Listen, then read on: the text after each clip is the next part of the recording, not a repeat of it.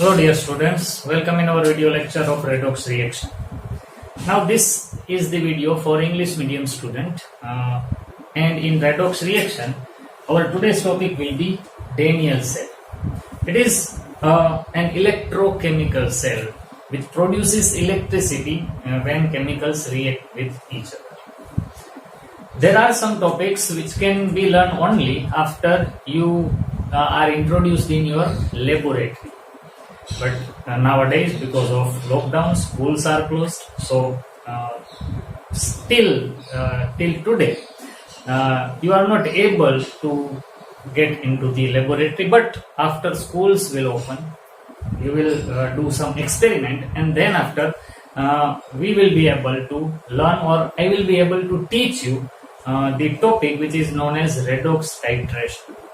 So we are going to left that topic right now, and we will discuss the topic Daniell cell, which is given at the last in our NCERT textbook. This topic is also a very important topic, and in these videos, in one or two videos, we will get only some primary information about Daniell cell. But in 12th standard, there is a chapter known as electrochemistry. In detail, we will study in that chapter about Daniell cell. Okay, now let us start our today's discussion. Take your note and pen with you. And first of all, we will distinguish between two kind of cells. One is electrochemical and the other is electrolytic.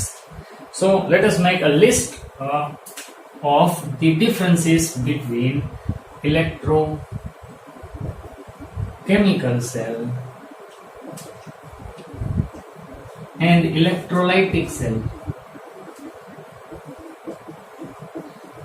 There are two kind of cells.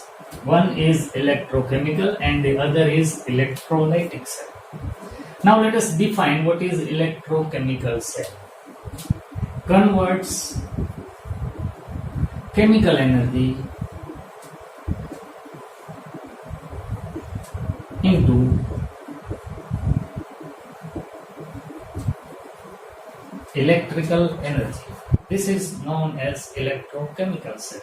While electrolytic cell converts electrical energy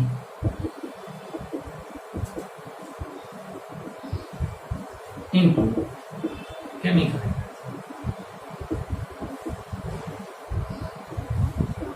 That means if we have chemicals and we will make a setup, and because of that setup electricity is generated, then such kind of cells are known as electrochemical cells. But when electricity is introduced into the cell and we will get some chemicals, then such cells are known as electrolytic cell. The reaction which occurs in electrochemical cell are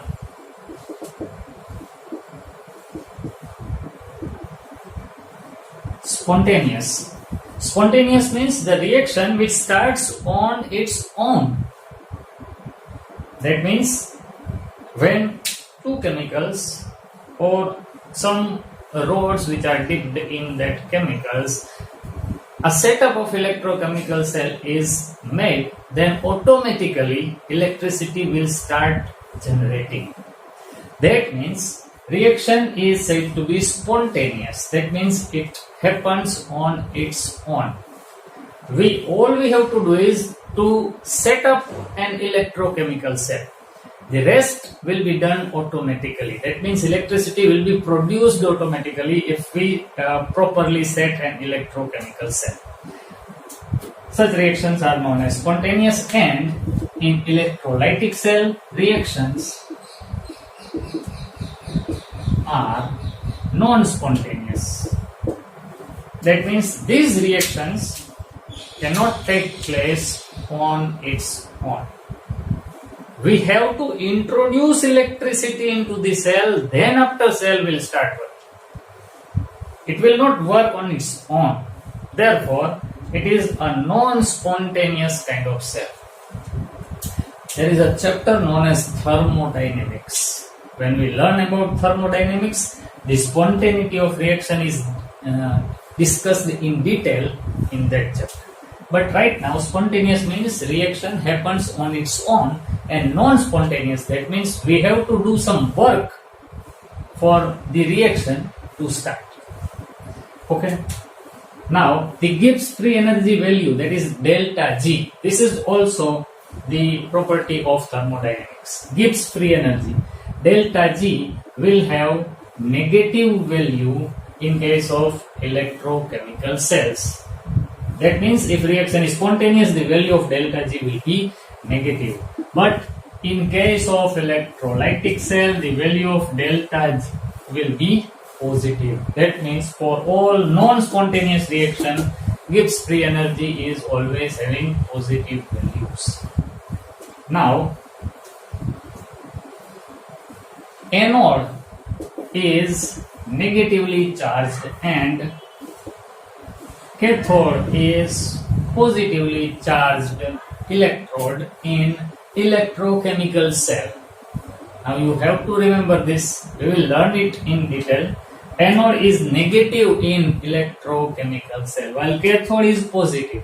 But on the other hand, here anode is positive electrode in electrolytic cell. You have already learned electrolytic cell like voltaic cell. In that cell, anode is positive and cathode is negative. Now let us take some examples so that you can easily understand what is the major difference between electrochemical and electrolytic cell. The first example is Daniell cell. We are going to discuss about this cell after some time, Daniell cell. Then dry cell, the cell which is used in our wall clock or some toys or torch.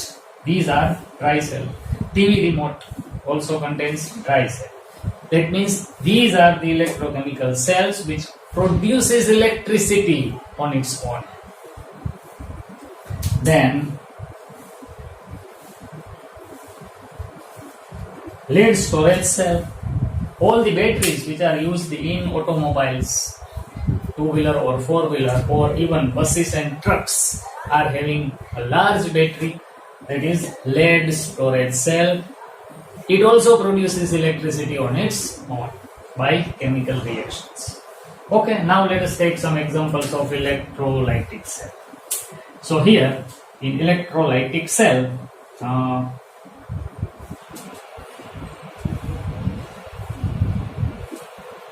Hall-Héroult cell.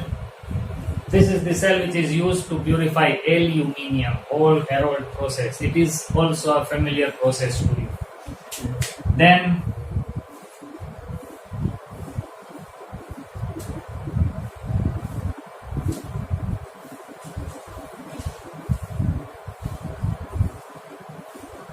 electrolytic cell for the purification of copper. This topic was also discussed in your 10th standard. Purification of copper, electrolytic cell is used, copper sulfate solution is taken, impure copper is considered as anode and pure copper rod is taken as cathode, and electric current is allowed to pass through the cell. Then we will have pure copper on cathode. So this cell is also an electrolytic cell. And electrolytic cell of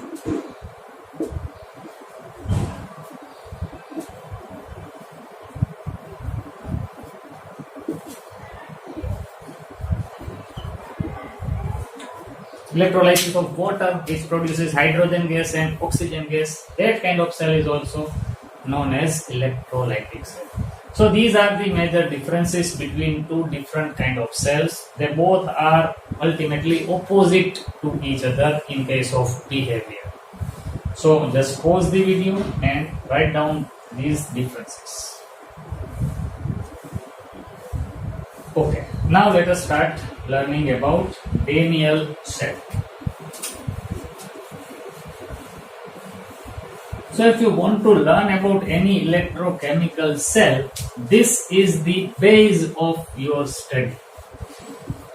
That means this is the fundamental for studying any electrochemical cell. Daniel is the name of a scientist who have introduced this kind of cell, therefore it is known as Daniel cell. In Daniel cell, there is a container which contains a solution of zinc sulfate ZnSO4, and this zinc sulfate solution is having zinc rod dipped into it, and there is another container which contains a solution of copper sulfate and a copper rod is dipped into it.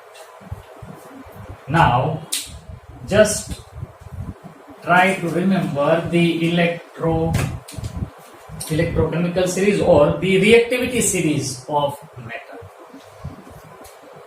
You know very well what is the reactivity series of metal, but still I will write this series again. Lithium, potassium,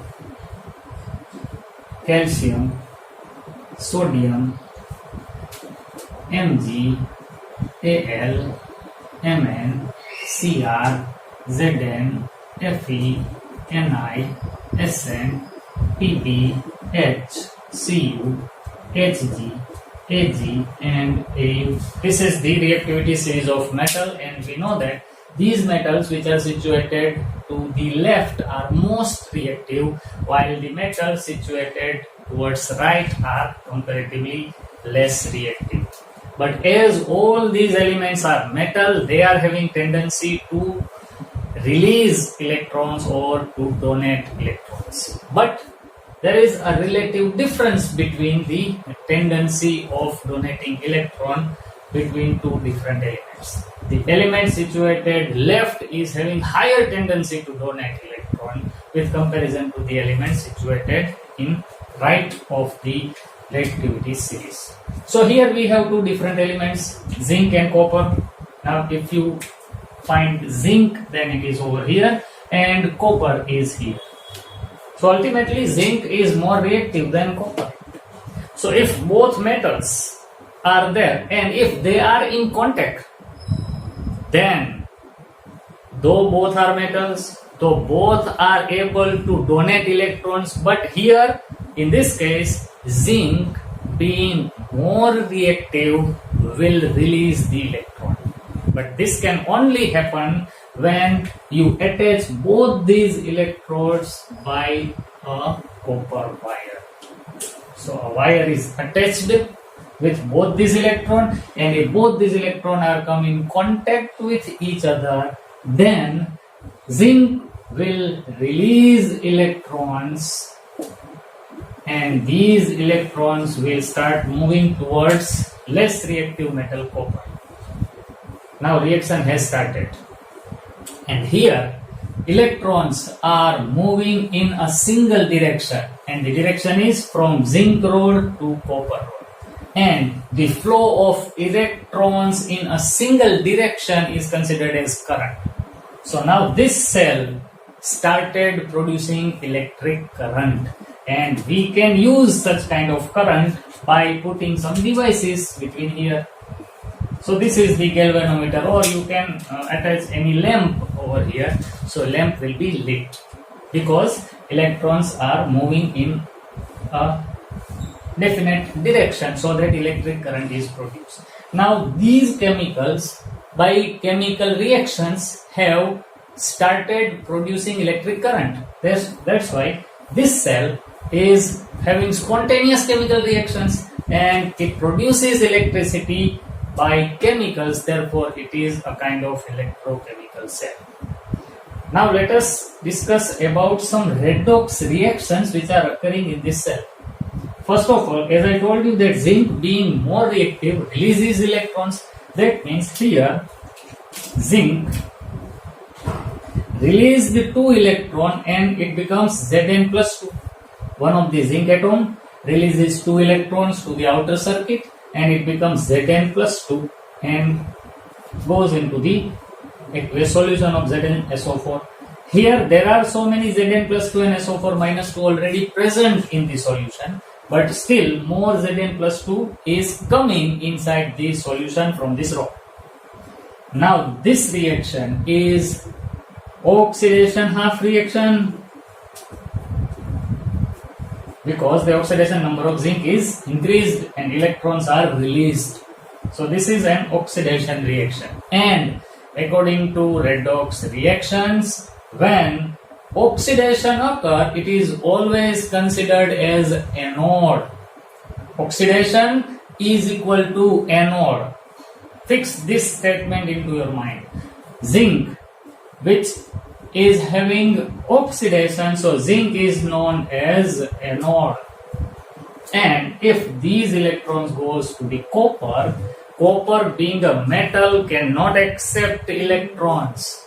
So what will it do? So here when electron comes, copper will not accept those electrons, but copper will convey those electrons to the solution. And this solution contains Cu plus 2 and SO4 minus 2 ions. Now if these electrons comes to this copper rod, then they will attract this Cu plus 2 ions to the rod. Then these Cu plus 2 ions will accept 2 electrons and become Cu. So the reaction will be like this. Cu plus 2, when accepts 2 electrons, then it is converted into Cu. Now this is a reduction reaction because gaining of electron is occurred. The oxidation number decreases, plus 2 to 0. And if it happens, then it is known as reduction half reaction. So ultimately this cell is having a complete redox reaction, oxidation as well as reduction. The elements or atoms in zinc rod are oxidized and the ions present in the copper sulfate solution, Cu plus 2, are reduced. And in electrochemical cell or electrolytic cell or in any kind of cell, the reaction, reduction half reaction when occurs, then it is always considered as cathode. Anode means oxidation, cathode means reduction. Fix this statement into your mind. In any kind of cell, whether it be electrolytic or electrochemical cell, if oxidation is occurring, then definitely it is said to be anode. And if reduction is happening, then it is said to be cathode. Oxidation anode, reduction cathode. Now this cell has started working and it produces electricity. When chemical reaction is on, electricity is also produced continuously and spontaneously. But one more thing. In standard 10, you know how to draw the electrical circuit. Suppose this is the cell, this large line is positive pole, this is negative pole, and this is the wire. And you know that the direction of current is always from positive charge to negative pole, positive pole to negative pole. This is the direction of current, and you know very well that the direction of flow of electron is opposite to the direction of current. So if somebody says what is the direction of current, then it will be plus 2 minus. But what is the direction of flow of electron, then it will be minus 2 plus. Now apply this thing into this cell. Here electrons are moving from zinc to copper, and the electrode from which electrons are ejecting or coming out, the electrode from which electrons are coming out is considered as negative pole. So here the electrode zinc from which electrons are coming out, therefore zinc is considered as negative pole. Now look at this carefully. Anode, that is zinc, releases electrons, therefore it is negatively charged. So in electrochemical cell, anode is negative, and the pole at which electrons are coming then such pole is considered as positive pole. So here electrons are releasing by zinc, and these electrons comes to copper. Therefore, copper is considered as positive pole. So in this Daniell cell, which is an electrochemical cell, cathode is positive and anode is negative. So this is the very basic information about Daniell cell and the reactions which are occurring in the Daniell cell. Once again, zinc sulfate solution contains zinc rod, copper sulfate solution contains copper rod. Zinc and copper rod are attached by a copper wire.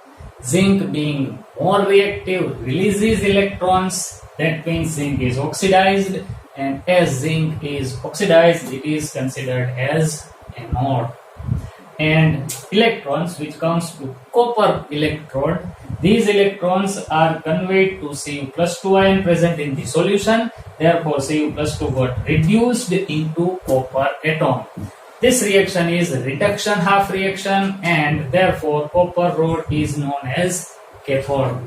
But as electrons are coming out from zinc, therefore it is negative pole, and electrons come to the copper, then it is considered as positive pole. Now what will happen if this reaction happening continuously? Suppose one more zinc atom releases electrons, goes into the solution. In that manner, after some time, this cathode will become like this, because most of the zincs are converted into Zn+2 ions and they go to the solution.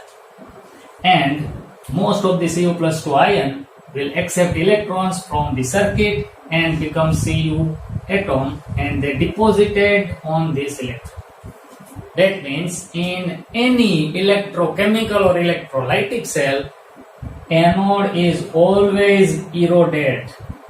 The mass of anode is always decreases, and the mass of cathode is always increases. Whether it be Daniell cell, that is an electrochemical cell, or any electrolytic cell, always remember the mass of anode always decreases and the mass of cathode always increases. So students, this is the primary information about Daniell cell. This is not all. Still many things are remembered to be learned, but we will discuss those things in our proceeding video. So that's all for today's video. We will discuss some more topics about this Daniell cell in our next video. So till we meet next time, have a nice day.